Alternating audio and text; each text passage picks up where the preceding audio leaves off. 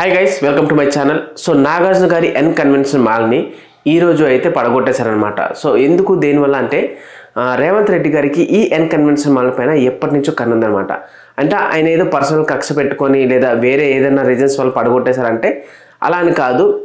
రేవంత్ రెడ్డి గారు చాలా సంవత్సరాల క్రితం ఎమ్మెల్యేగా ఉన్నప్పుడే ఈ ఎన్ కన్వెన్షన్ మాల్ ఇంకా ఇలాంటి అక్రమ కట్టడాలు ఏవైతే ఉన్నాయో వాటి గురించి అసెంబ్లీలో మాట్లాడున్నాడు.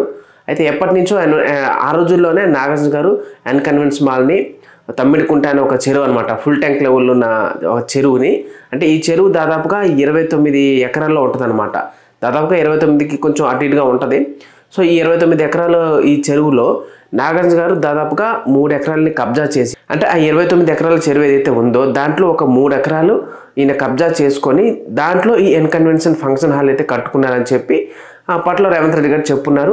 అయితే స్టార్టింగ్ టీఆర్ఎస్ ప్రభుత్వం వచ్చినప్పుడు కూడా దీన్ని గతంలో ఒకసారి కోచానికి వెళ్ళారు. తర్వాత నాగార్జున గారు వాళ్ళు ఏమో మాట్లాడుకొని మళ్ళీ అలా ఎప్పటికప్పుడు ఈ ఎన్ కన్వెన్షన్ని కూల్చేస్తున్నారని చెప్పి చాలా వార్తలు వచ్చినప్పటికీ ఒకసారి కూడా దాన్ని కూల్చే ప్రయత్నం ఎవరు చేయలేదు. అంటే అక్కడ వరకు వెళ్ళి ఆగిపోయేవారు అనమాట. కానీ ఈసారి రేవంత్ రెడ్డి గారు ప్రభుత్వంలోకి రాగానే మేబీ ఆయన సీఎం అయిన తర్వాత ఒకసారిగా ఫోకస్ చేసుకున్నట్టున్నారు. సో దీనికోసం ప్రత్యేకించి హైడ్రా అనే ఒక టీంని కూడా ఏర్పాటు చేసుకున్నారు అనమాట.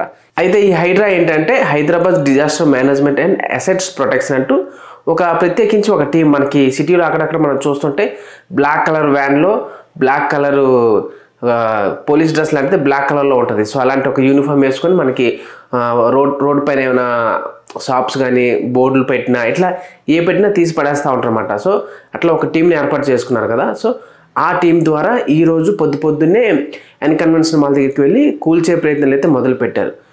అయితే ఇక్కడ ఒక విషయం ఏంటంటే ఎప్పుడైనా ఇలా ఒక పెద్ద ప్రాపర్టీని కూల్చేటప్పుడు ఖచ్చితంగా వాళ్ళకి ముందుగానే ఇన్ఫర్మేషన్ ఇస్తారనమాట. కానీ రేవంత్ రెడ్డి గారు ఏం చేశారంటే అలాంటి ఇన్ఫర్మేషన్ ఏమి ఇవ్వలేదంట నాగార్జున గారికి.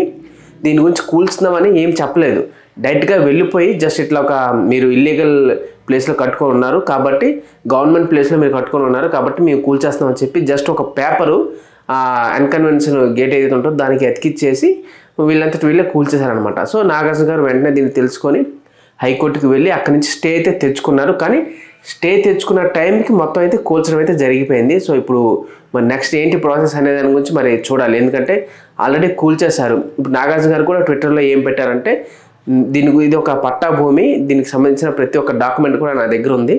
సో కావాలనే నా మీద అలా కక్షతో కూల్చేశారు కాబట్టి నేను దీని గురించి ఫైట్ చేస్తా అని చెప్పి నాగార్జున గారు కూడా ట్వీట్ చేస్తున్నారు. కానీ కాంగ్రెస్ గవర్నమెంట్ ఏం చెప్తుంది అంటే లేదు, ఇది ఎఫ్టీఎల్ పరిధిలో ఉన్న ఒక భూమి, అంటే ఆ 29 ఎకరాలు ఏదైతే చెరువు ఉందో దాంట్లో 3 ఎకరాలు కబ్జా చేసి దాంట్లో కట్టున్నారు కాబట్టి మేము దీన్ని పడగొడుతున్నాం అని చెప్పేసి సో ఎన్ కన్వెన్షన్ ఫంక్షన్ హాల్ని పడగొట్టేశారనమాట. అయితే ఇక్కడ ఈ ఎన్ కన్వెన్షన్ అయితే ఒక హైదరాబాద్ మన హైటెక్ సిటీ మాదాపూర్ ఇలాంటి ఒక మంచి సెంటర్లో ఉంటుంది. అంతేకాకుండా దీని పక్కనే అన్ని శిల్పకళా వేదిక కానీ ఇవన్నీ ఉంటాయి అనమాట. సో రిచ్ పీపుల్స్ అందరూ కూడా వెడ్డింగ్స్ కానీ బర్త్డేస్ ఇలా ప్రతి ఒక్క ఈవెంట్ కూడా ఇందులో జరుగుతుంటుంది అనమాట. సెలబ్రిటీస్ ఎక్కువ శాతం దీంట్లో పెళ్ళిళ్ళు గట్రా చేసుకోవటం, సినిమా ఈవెంట్లు కూడా జరుగుతుంటాయి. సో ఆ రకంగా ఏదైనా పెద్ద పెద్ద పార్టీలు అయినప్పుడు మాత్రం ఈ ఎన్ కన్వెన్షన్ ఫంక్షన్ హాల్ని వాడుతుంటారు. సో ఆ రకంగా చూసుకుంటే నాగార్జున గారికి నిజంగా ఇది చాలా పెద్ద మైనస్ అని చెప్పుకోవాలి. అయితే ఎందుకంటే ఈ ఎవ్రీవేర్ కొన్ని వందల కోట్ల టర్న్ ఓవర్ అయితే జరుగుతూ ఉంటుంది. అయితే చాలామంది ఏమంటున్నారంటే మరి ఇది ఇల్లీగల్ అని చెప్పి అప్పట్లో తెలియదు కట్టేటప్పుడు. ఎందుకంటే ఒక ప్లేస్లో మనం ఒకటి ఏదైనా కడుతున్నామంటే దానికి పర్మిషన్స్ కానీ జిహెచ్ఎంసీ, గవర్నమెంట్, మున్సిపాలిటీ ఇలా చాలా ఉంటాయి కదా. మరి అవన్నీ ఆయన ఎట్లా మేనేజ్ చేయగలిగాడు అంటూ కూడా చాలామంది కామెంట్లు చేస్తున్నారు. అయితే కొంతమంది సపోర్టర్స్ అయితే లేదు రేవంత్ రెడ్డి గారికి నాగార్జున గారికి ఏదో పాతపాగలు ఉండుంటాయి, సో దానివల్ల ఆయన కూల్చేశారని ఇలా రకరకాలుగా అయితే ఇప్పుడు సోషల్ మీడియాలో జరుగుతున్నాయి. ముఖ్యంగా టీఆర్ఎస్ ప్రభుత్వం ఇప్పుడు బీఆర్ఎస్ అని పేరు మార్చుకున్నారు కదా. సో కేసీఆర్ గారు అయితే ఇప్పుడే ఇది ఇల్లీగల్గానే కూల్చేశారు, అది సరైన ప్లేస్లోనే ఉంది, మేము గతంలో కూల్చడానికి వెళ్ళినప్పుడు మాకు దానికి ప్రాపర్ డాక్యుమెంట్స్ అన్నీ చూపించి మాకు కరెక్ట్ అనిపించింది కాబట్టి మేము కూల్చలేదు, కానీ రేవంత్ రెడ్డి గారు ఏవో పాత గొడవలు ఏదో మనసులో పెట్టుకుని దాన్ని కూల్చేశారని చెప్పి సో వాళ్ళు ఆల్రెడీ ట్విట్టర్లో వాటిలో వారైతే మొదలు పెట్టారు. సో ఈ రకంగా నాగార్జున గారి ఎన్ కన్వెన్షన్ అయితే కూల్చేయడం జరిగింది. సో ఆయన అయితే కోర్టుకి వెళ్ళి స్టే తెచ్చుకున్నాడు.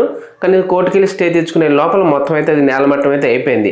మరి ఇప్పుడు ఆ స్టే తెచ్చుకొని యూజ్ ఏంటో అనేది కూడా తెలియాలి. మరి మేబీ ఇప్పుడు నాగార్జున గారి దగ్గర ఆయన ట్విట్టర్లో చెప్పినట్టు దాని గురించి ప్రాపర్ డాక్యుమెంట్స్ ఇవన్నీ ఉంటే కనుక ఖచ్చితంగా గవర్నమెంట్ అన్యాయంగా కూల్చేందుకు నష్టపరిహారం చెల్లిస్తుంది. లేదు అది డాక్యుమెంట్స్ సరిగ్గా లేవు, ఆయన ఏవో అట్లా క్రియేట్ చేసుకున్నాడంటే ఇంకా కూల్చేసి ఆ ప్లేస్ని మళ్ళీ గవర్నమెంట్ స్వాధీనం చేసుకొని సో మళ్ళీ అక్కడ ఆ 3 ఎకరాల్లో కూడా మళ్ళీ చెరువుని తవ్వి మళ్ళీ చెరువు వచ్చేటట్టు ఏదైనా చేయొచ్చు మేబీ. సో ఈ రకంగా ఈ డిజాస్టర్ టీం ఏదైతే ఉందో సో ఈ డిజాస్టర్ టీం హైదరాబాద్లో ఎక్కడెక్కడ ఇల్లీగల్ కట్టాలు కానీ ఏమున్నా కానీ వాటిని కూల్చేసి గవర్నమెంట్ భూములు ఏవైతే ఉన్నాయో వాటిని కాపాడడానికి ఈ డిజాస్టర్ టీంని ఏర్పాటు చేశారనమాట. సో దీనికి మెయిన్ హెడ్ అయితే సీఎం రేవంత్ రెడ్డి గారే ఉన్నారనమాట. ఎందుకంటే ఇది ఒక ప్రైవేట్ ఏజెన్సీనే, ఇది గవర్నమెంట్ త్రూ కాదు, బట్ గవర్నమెంట్ త్రూ నిర్మించబడ్డ ఒక ప్రైవేట్ ఏజెన్సీ. దీనికి గవర్నమెంట్ చూసుకుంటూ ఉంటుంది. సో సీఎం రేవంత్ రెడ్డి గారు దీనికి మెయిన్ హెడ్ అనమాట. సో ఆయన ఆధ్వర్యంలోనే ఇప్పుడు ఈ ఎన్ కన్వెన్షన్ మాల్ అయితే కూల్చేశారు.